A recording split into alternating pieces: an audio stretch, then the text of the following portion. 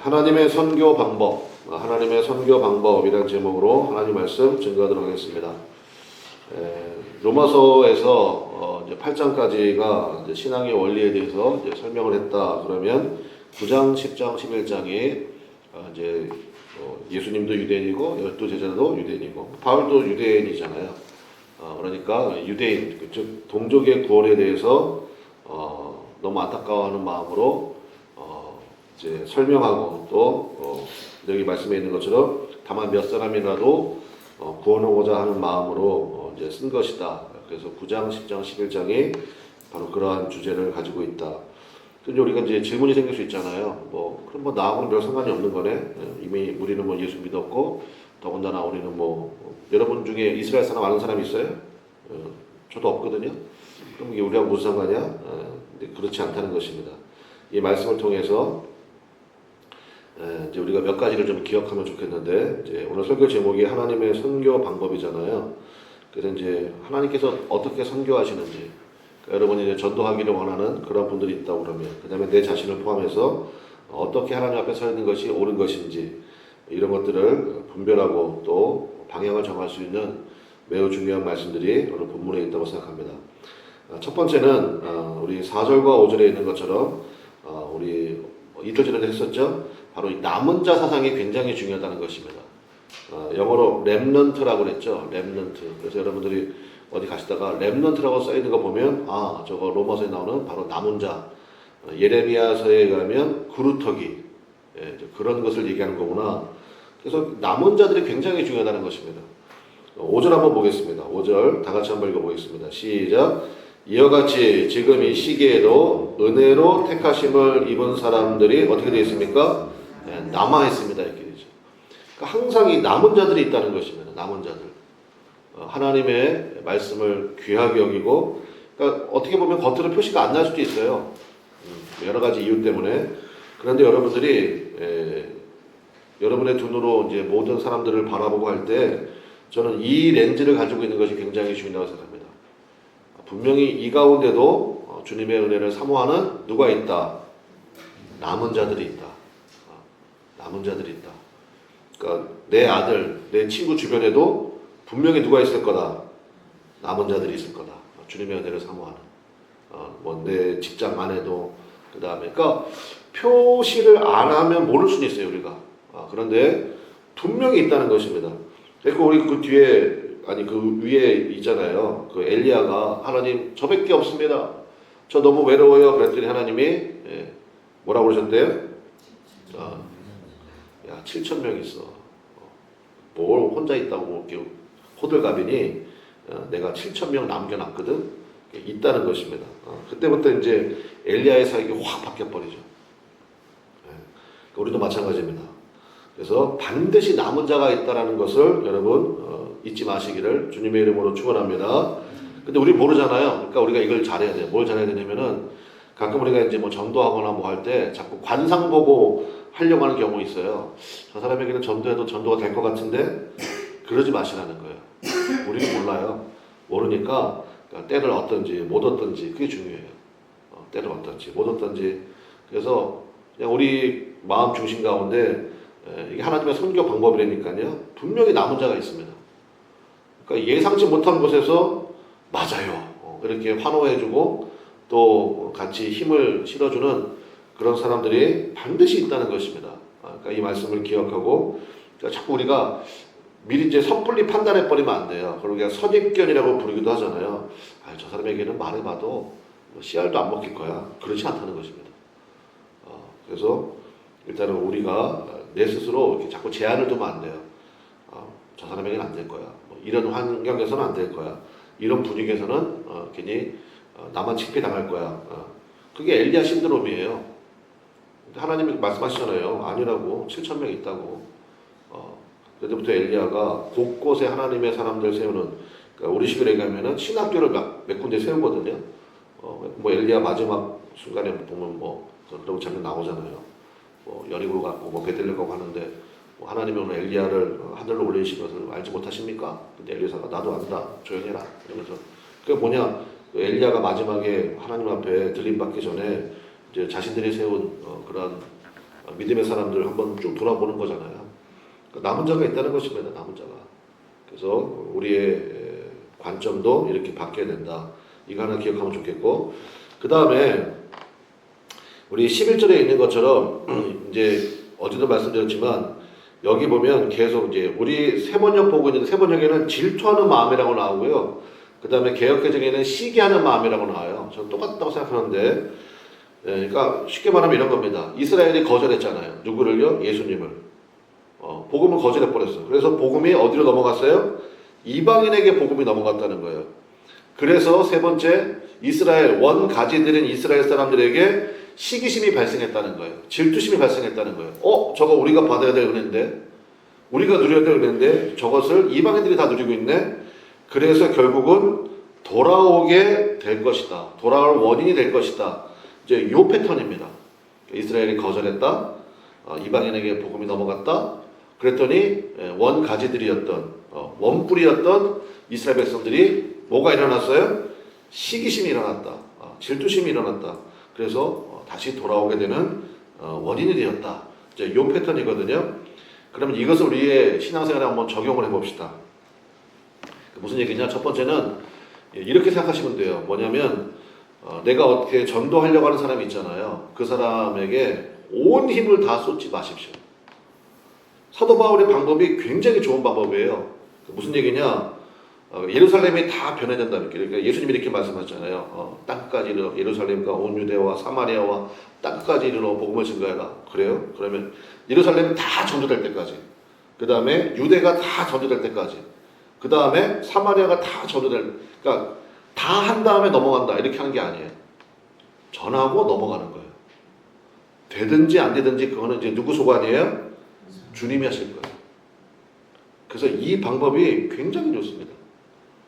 그러니까 여러분이 어떤 사람을 중보기도 하더라도 하나님 정말 이 기도를 들어주실 때까지 저는 뭐 밥 안 먹어요, 잠도 안 자요, 뭐 차라리 나를 죽이세요. 그렇게 극단적으로 기도하지 말라는 거예요. 하나님 앞에 그냥 가볍게 기도하세요. 가볍게. 하나님 그 영혼을 불쌍히 해주시기 바랍니다. 그리고 뭐 전할 수 있으면 전하시고, 이 영혼 될 때까지 다른 사람에게 절대 복음 안 전할 거야 그러지 말라고요. 예루살렘이 다 변화된 다음에 유대로 가는 것이 아니다는 거예요. 그래서 하고 넘어가세요. 그러면 넘어갔는데 어떤 사람은 한 방에 딱 되는 경우가 있거든요. 남은 자라서 은혜가 막 이미 준비가 된 사람들이 있다고요. 그래서 그냥 한 방에 그냥 딱 되는 사람이 있어요. 그러면 그 사람은 하면 돼요. 하면 원래 했던 사람이요, 뭐가 일어난다고요? 시기심이 일어난다고요. 그래서 그 사람이 돌아올 생각을 하게 된다고요. 무슨 얘기인지 아시겠죠? 이게 하나님의 선교 방법이라는 것입니다. 그러면 이 말씀에서 우리가 두 가지를 한번 적용해 보겠는데, 여러분이 전파하는 입장에서 어떻게 하느냐? 방금 말씀드린 것처럼 전하고 안 되면 어떻게 해요? 넘어가요. 다른 곳으로 가시면 돼요. 다른 사람에게 하시면 돼요. 무슨 얘기인지 아시겠죠? 아이고 내 자녀도 구원 못했는데 무슨 다른 자녀를 신경 써. 그러지 마시라고요. 다른 자녀에 넘어가세요. 근데 그 아이가 뭐 내 친자식보다 더 잘할 수도 있어요. 그럼 얘가 이제 시기가 나는 거죠. 뭐야? 우리 엄마인데? 우리 아빠인데? 어찌래? 그러다가 이제 돌아올 힘이 생기게 된다. 그래서 전파자의 입장일 때는 전하고 안 되면 넘어간다. 네. 저도 제 기도 수첩에 그 중보기도 이제 기도할 사람들 쫙 있거든요. 그래서 날마다 다 기도하는 거 아니에요. 그렇게 할 수도 없고, 하나님의 방법도 아니고, 예전에는 다 했었죠. 너무 힘들더라고. 나중에는 뭐 이게 뭐 내가 지금 뭐 기도를 하는 거야, 주문을 외우는 거야, 뭐 이런 생각이 들 정도로. 근데 이제 쭉 하다가요, 그날따라 기도가 좀 머물고 싶은 사람이 있어요. 그 사람은 집중적으로 해요, 그냥. 집중적으로 하고. 그리고 어떨 때는 뭐 요즘에 또 나라를 위해서 기도해야 되잖아요. 나라를 위해서 또 집중적으로 기도하고, 뭐 이렇게 하는 거. 그게 참 중요하다라는 것입니다. 그렇게 하는 게 왜 중요한지 아십니까? 그래야 오래 할 수 있어요. 지치지 않아요. 한 사람에게만, 우리 뭐 옛날에 그런 거 있었잖아요. 일본에서 제일 잔인한 사람이, 깐대 계속가, 뭐 그런 사람이 이러면서요. 뭐 그럴 필요 없다는 거예요. 한 대 까고, 그 다음에 옆으로 넘어가세요. 또 한 바퀴 돌다 오면 또 그 사람이 만날 거예요. 그러니까 전파자의 입장이 그런 게 중요하다는 것이고, 그 다음에 두 번째는 적용의 측면이니까 수신자의 입장을 생각해 보겠습니다. 내가 받아야 될 입장에서는요, 은혜 받을 기회를 절대로 놓치지 말라는 거예요. 내가 그거 안 받으리잖아요. 그럼 이 은혜가 어디로 갑니까? 넘어가요, 다른 사람에게. 그러니까 은혜 받을 기회를 절대로 놓치지 말아라. 그러니까 우리는 때로는 하나님의 은혜를 간절히 받아야 될 때가 있을 거 아니에요? 그러니까 은혜 받을 기회를 놓치지 마십시오. 여러분, 우리가 새벽기도요, 날마다 할 수 있는 거 아니에요. 예배가요, 뭐 매주마다 있는 거 아니라고요. 우리는 지금 하나님의 은혜 가운데 그런 삶을 유지해오고 내가 원하면 언제든지 기도할 수 있고 언제든지 예배할 수 있거든요. 근데 이게 항상 이렇게 되겠어요? 지금 세계 곳곳에서 전쟁하고 있는 나라들이 얼마나 많이 있는데요. 예수 믿는다는 것 때문에. 그 다음에 미얀마에서 지진 난 거 보셨잖아요. 그러니까 나의 지금 일상의 이 평안함이요, 항상 계속된다? 예수님이 뭐라고 했는데요? 너희가 내일 일을 알지 못한다 그러셨잖아요. 그러니까 오늘이 나에게 주신 마지막 날이다. 너무 극단적인가요? 근데 그러한 자세로 사는 것이 굉장히 중요하다고요. 그러니까 오늘 주어질 은혜가 당연히 내일도 주어질 것이다 라고 생각할 수가 없다는 것입니다. 제가 우크라이나 지금 계속 전쟁 중이니까 거기 이제 선교사님들 이렇게 영상이 있더라고. 그래서 전쟁 났을 때 푸틴도 그때 막 공언하고 그랬잖아요. 2달 안에 끝난다고. 지금 3년째예요. 그리고 트럼프가 대통령이 되자마자 1달 안에 끝난다고 그랬다면서요. 안 끝나잖아요. 그러니까 함부로 얘기할 수 없어요. 그러니까 은혜 받을 기회가 있으면요, 그 기회를 절대로 놓치지 말라고요. 기도하고 싶은 마음이 들 때 주님 앞에 나와 기도하시기를 바랍니다. 예배 드릴 수 있을 때 최선을 다해서 예배 드리고, 전도할 수 있는 기회가 있을 때 최선을 다해서 섬기고, 또 하나님께서 여러분에게 삶에 주신 것들이 있잖아요. 누리게 하신 것들.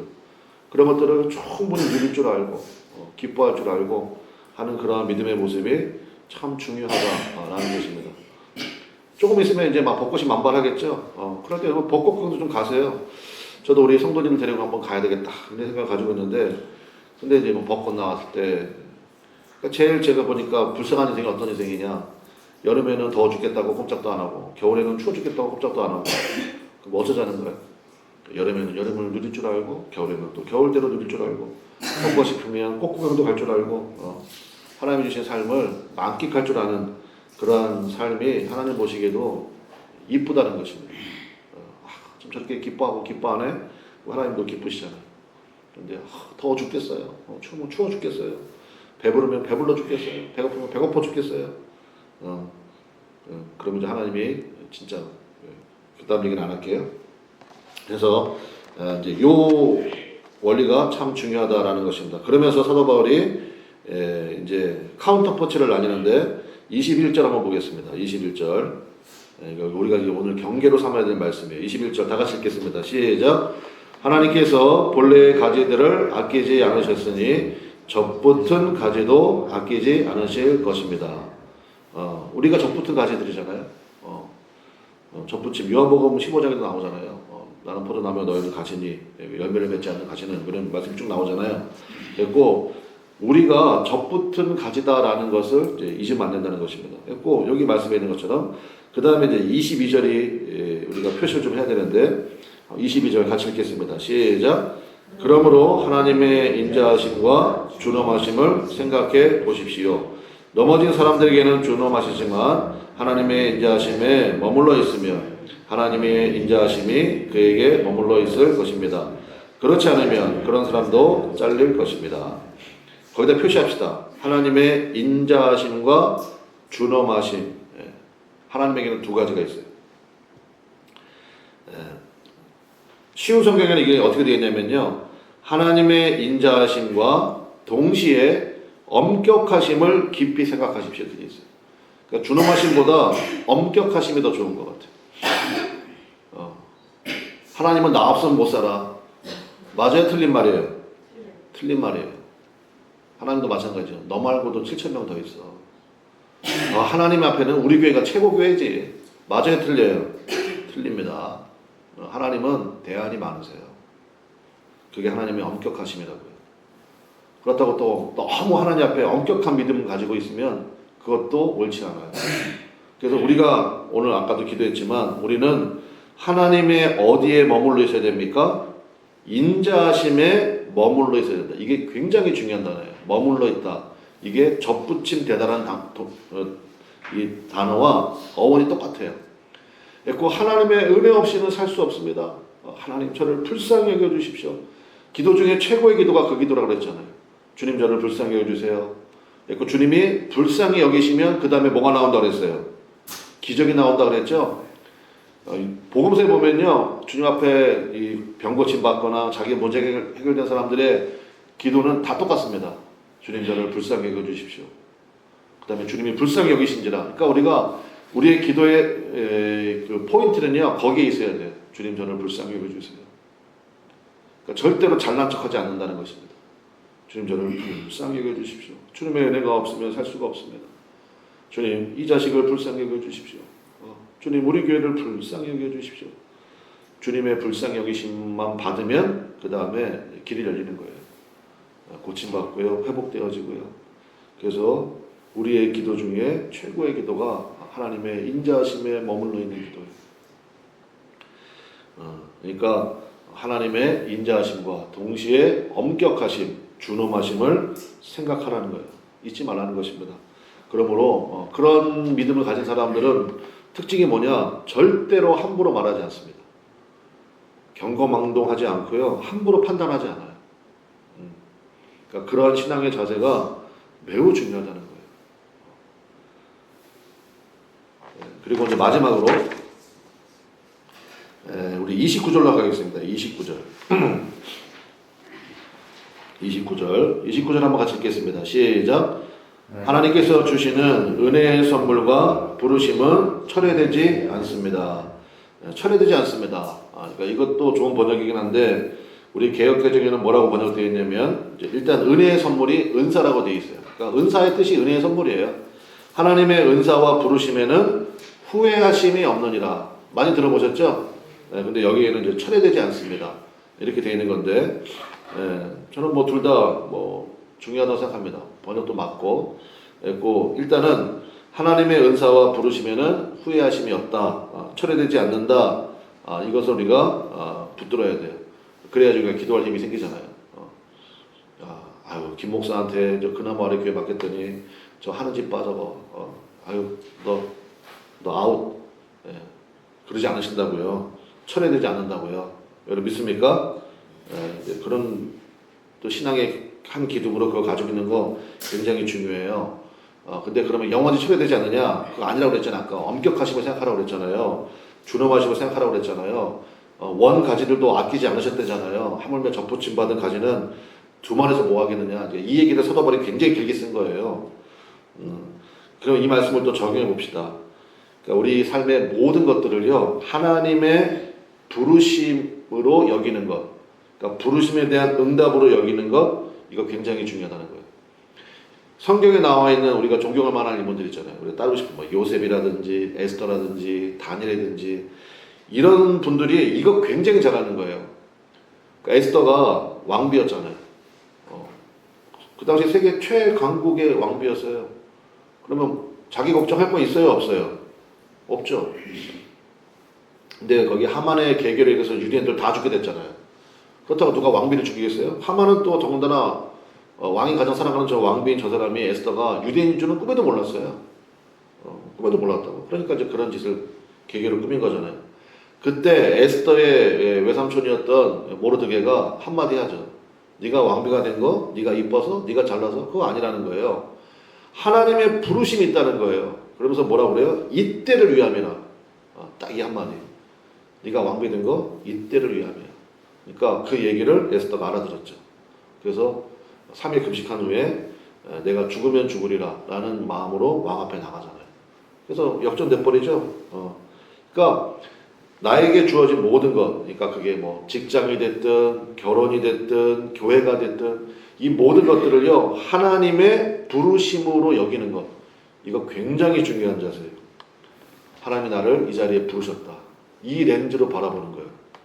그러면요, 정말 그 사람 너무 꼴보기 싫어.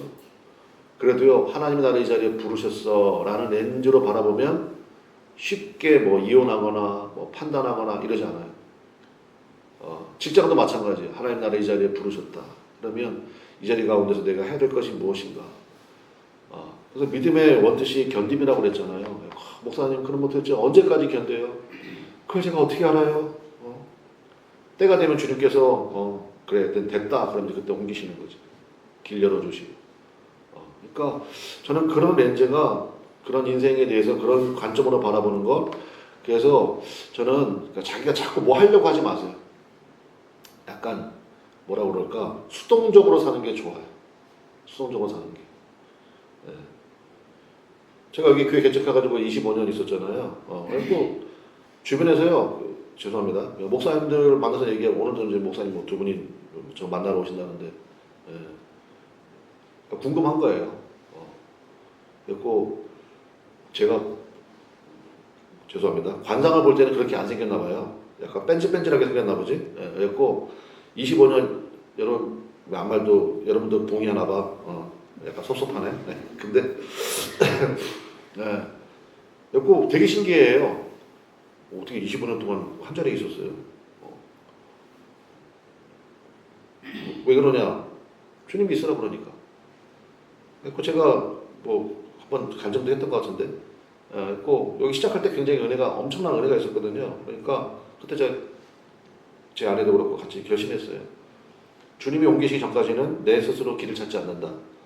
이제 그거였어요. 근데 그걸 주님께서 이쁘게 보시는 것 같아요. 주님밖에 없습니다. 주님만 의지합니다. 그 가운데 날마다 부족함이 없었을까요? 물론 지나고 나니까 다 은혜였지. 근데 힘들고 어려운 시간 당연히 있었죠. 그거 어떻게 해요? 뭐 실력이 안 돼서 그렇고 그런 걸 어떻게 뭐 견디는 거지. 사과할 거 있으면 사과하고 그런 거예요. 그래서 여러분 하나님 나를 부르셨다. 이 자리에 부르셨다. 여러분 그 믿음으로 바라보시기를 주님의 이름으로 간절히 축원합니다. 그러면 은사를 주신다는 거야. 은사의 뜻이 뭐라고요? 은혜의 선물. 그러면 선물 주신대요. 봐봐요. 제가 선물 받았잖아요. 교회 리모델링 하는 거나, 그 다음에 교회 통합되는 거나, 목사님, 목사님이 아니고, 하나님, 우리 교회, 평강교회 참 좋은 교회들 많은 것 같은데, 교회들 많은 것 같은데, 거기 통합되게 해주세요. 제가 한 번도 기도한 적이 있을까요? 없을까요? 없지. 꿈에도 생각 못 하지. 그러니까 뭐예요? 선물이지. 그러니까 선물이지. 그러니까 사실 은사라는 게요, 은사, 사모 집회. 난 그 자체 제목이 웃기는 것 같아. 은사가 뜻이 뭐라고요? 선물이라니까. 선물 사모 집회. 너무 이상하지 않아요? 아니, 선물은 주시는 분이 주시는 거예요. 서프라이즈로 주시는 거예요. 그럴 때, 와, 이게 웬일이야? 막 이런 거잖아요. 그러니까 나는 은사 사모 집회? 난 그거 되게 이상하더라고. 은사는 하나님의 선물로 주시는 거예요. 믿음 가운데 주님 나를 부르셨으니까. 부르신 곳에서는 찬양도 있잖아요. 주님만 의지합니다. 저 불쌍히 여주세요. 그리고 견뎌나가면 주님께서 짜자잔 하고 주신다고요.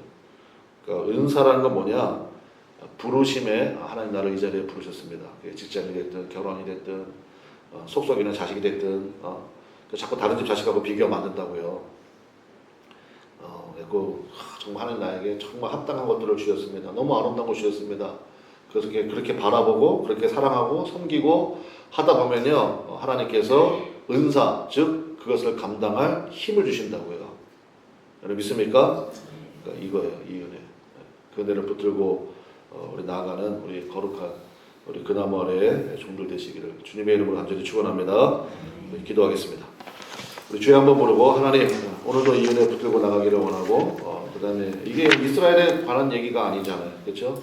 우리의 삶 속에 어떠한 자세로 바라봐야 될지 어떠한 믿음의 렌즈로 바라봐야 될지 하나님 그것을 기억하게 하시고 그 은혜 잊지 않고 오늘도 겸손하게 오직 주님의 은혜를 사모합니다. 주님의 불쌍히 여기심을 간구합니다. 그 마음으로 주님 앞에 매달리고 또 여러분에게 주신 모든 것을 기뻐할 줄 알고 섬길 줄 아는 그런 믿음의 자세를 잊지 마시기를 바라고 우리 그 믿음으로 살겠습니다 라는 각오를 담아서 우리 주여 한번 부르고 통성으로 간절히 기도하겠습니다. 주여